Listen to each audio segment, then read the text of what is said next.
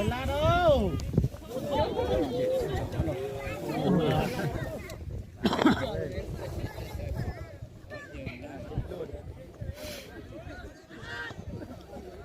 Ôi, ai hỗ trợ đấy đấy à?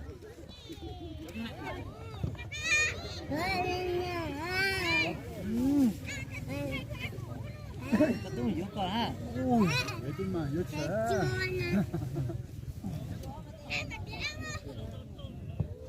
Chết rồi.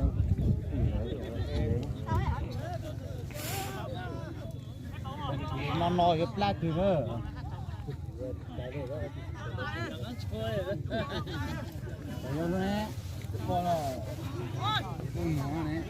Chưa mình sắp bên tiến rồi. Đây. Ui.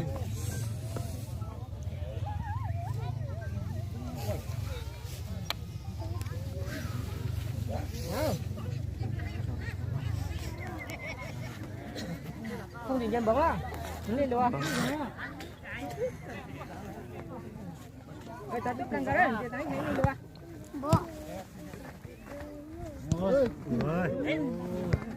Đúng rồi.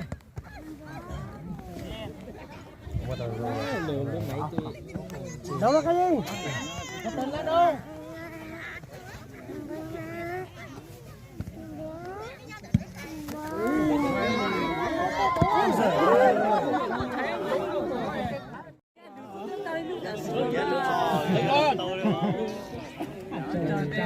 Chó tè.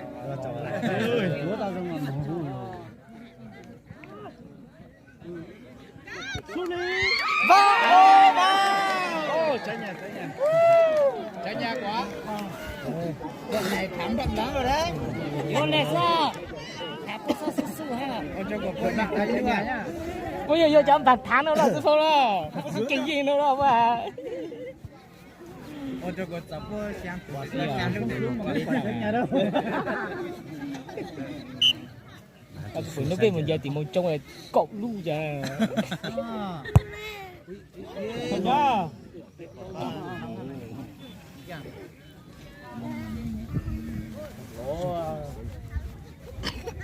Năm không đó.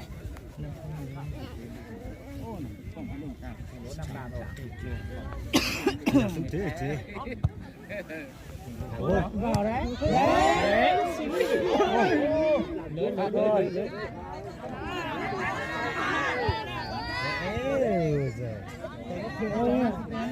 Tài đi đâu rồi? Tài bắt Tài đi đâu rồi?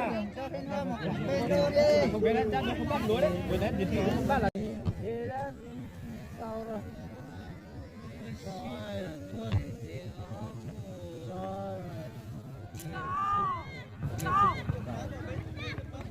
bên nó nói chuyện gì nó làm như thế. Ôi.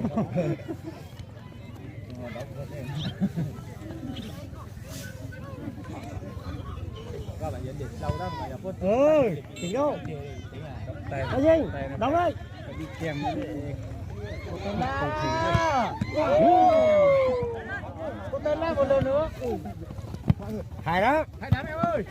Đúng rồi, bây giờ có đó. Hết rồi. Nhanh. Lội vô thích quá. Đi ăn chút gì cho nó ra.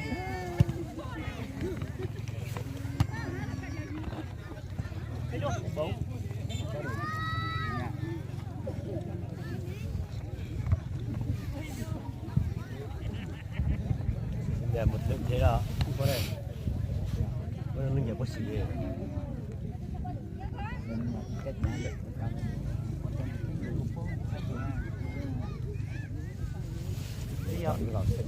họ sẽ phát xuất sau lúc nọ hay là Tao vô phun để trận đó có thám đậm được không? Có cơ hội rất nhiều luôn.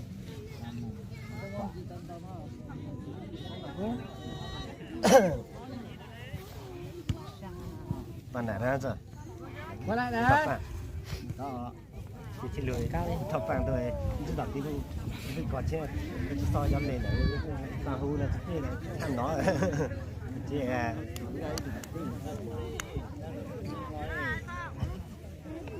Đấy như thế nào? Phải đó. Rất khỏe. Xong đi.